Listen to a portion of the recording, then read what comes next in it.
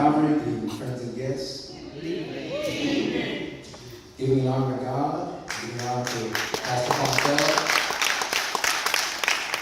I want to thank both of those fathers in my life for this opportunity. And God, as I come forward in these next few moments that are mine, may the honor and the glory that is already yours be made obvious to everyone under the sound of my voice. Amen. Amen. So, I'm a comic book guy. I love comics.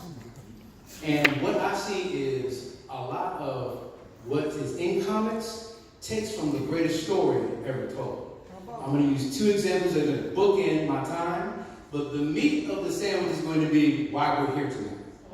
So, the movie Superman 2.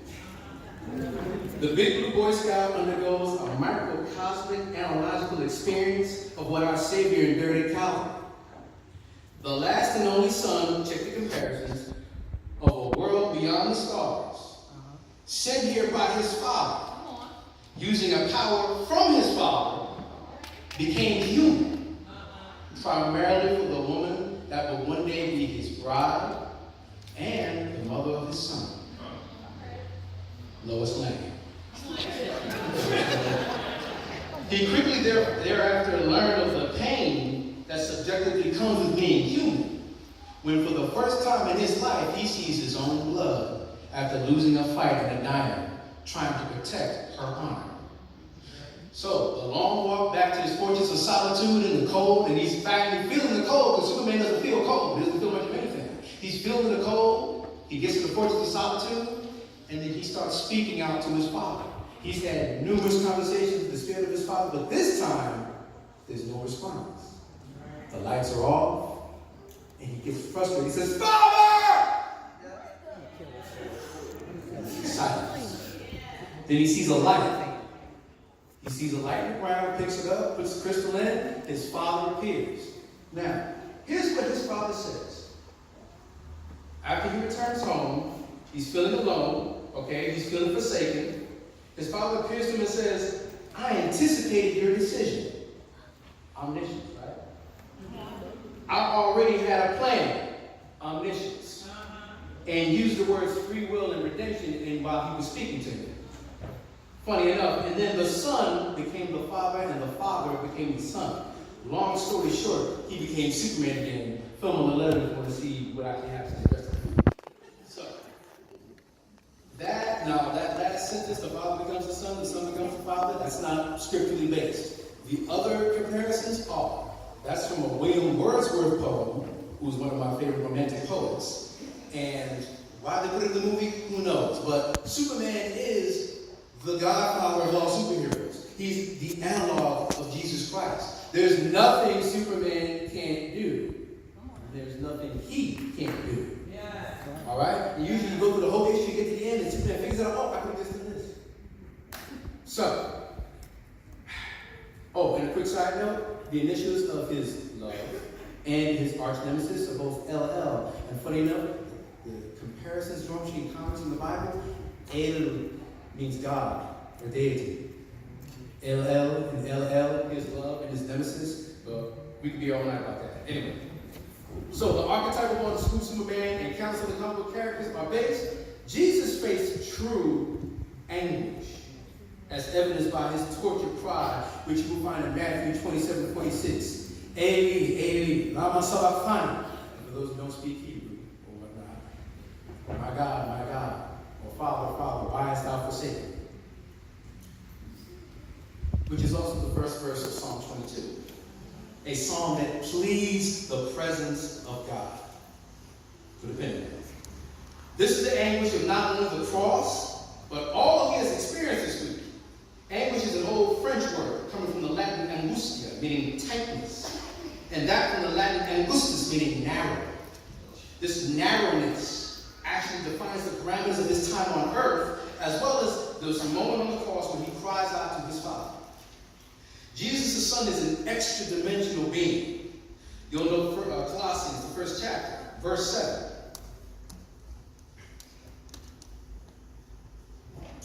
And he is before all things, and by him all things consist. You can't be before all things and yet be in all things. You have to be outside of that. Any physicist can explain it to you. So, he transcends the four dimensions most of us are aware of. His vastness in the Father knows no horizon and no bounds, no narrowness. Like in John 10:30, I and my Father are one. So, up to this moment, his Father's presence has been ubiquitous. It's been everywhere. He came through 42 generations. He was already in the Father's presence, and he came down to earth, walked in his Father's presence, and then right to this moment, he is still in his Father's presence. But he is the sacrificial lamb. He's the sacrificial lamb that is meant to take away the sins of the world. If you know your Hebrew history, if you know your Old Testament, the sacrifice must be perfect. It must be spotless, without blemish. Whether it's a dove you can't afford or a lamb that you could afford, it must be perfect, and the sacrifice act must be done perfectly. So, he's the sacrificial lamb that takes away the sins of the world. This isn't like when Abraham had to sacrifice Isaac, and right up to the point where he almost plunged a knife in his chest, and then what we had, ran in the bush. It's not that kind of faith that was required of him. It was the faithful obedience that had to go up unto the cross and death. God the Father knew his Son was and would always be obedient, but he required he required obedience unto and even death, like it states in Philippians 2:8, which reads thus: and being found in fashion as a man, he humbled himself and became obedient unto death, even the death of the cross. So, self-sacrifice. The path of his life was a narrow path. It grew narrower as he neared entrance into an even narrower gate. The very gate, he says, leads to life that few find. Matthew 7:13 and 14. Enter ye in at the straight gate, for wide is the gate and broad is the way that leadeth to destruction, and many there which go in thereat. Enter ye in at the straight gate, for wide is the gate and broad is the way that leadeth to destruction, and many there be which go in thereat. So, Luke, the physician, tells us that the door to the kingdom is narrow, and that we should make every effort to enter through it. The price of entrance requires suffering and self-sacrifice for starters, as the door is as demanding as it is narrow. This was his only other moment of fleshly weakness, the first being in the Garden of Gethsemane, which you would find in Matthew 26:36. A test that he passed triumphantly, though he was sweating blood, and he passed this test triumphantly too. However, the reason behind it is necessity and glorious. Ask yourself this: what good is a substitute sacrifice if it isn't actually sacrifice? To agree to do the time for someone and someone's crime, yet serve no sentence, is an affront to the idea of justice. Because the Father is just and the Son is innocent, eternal separation from his Father would violate his nature and his word. So that is not what happened. But yet and still, the sacrifice must be perfect as unto the Lord. The lamb must feel what the sinner would feel for eternity in order to complete the experience, in order to fulfill the prophecy, and genuinely say that he took our place in the seat of wrath. So what God is saying is, I'm not going to send my only son to the seat and leave him there. I need to give him just a taste. Because giving him just a taste, he can then say, no, I took on all the iniquities of sin for you. I know what it feels like. There's no pain that we go through that he doesn't already know. There's no pain that we could possibly go through that he doesn't already know. So, the lamb is filled, the sin was filled for eternity. He's already had a trying week, and quite literally, the day from hell. Now, the presence of his Father has been withheld from him. Not for eternity like true sinners deserve, but for a moment. It's for effect. It's for completion. Because he loved us first. Because we can't stand and could never stand to do it for ourselves. Because the word of God never returns void.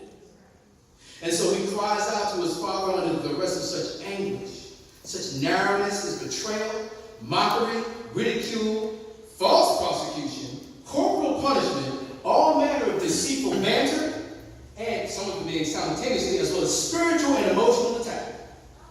With all this coming to a head, the temporary removal of his father's presence prompted his weakened flesh to cry out and ask why he had been forsaken. It's just for a moment. It's a momentary lapse. It's an illustration of divine obedience, divine faithfulness, trusting through the fire of fleshly failing. Those within good earshot heard him clearly call to the Father. And keep this. Most were too far, and not only could not hear him, they misheard him, thinking he called out to Elias or Elijah the prophet. Further proof that so many really didn't know him as they are. So as I draw to a close, I want to share one final comic book analog in the film Thor. The Prince of Asgard is cast down to earth by his father so that he may learn how to be worthy. He cries out to his father a few times for assistance because the narrow path he has to walk escapes him. It took him giving his life for others to regain his worthiness right at the last moment. Now, Jesus, however, was born worthy.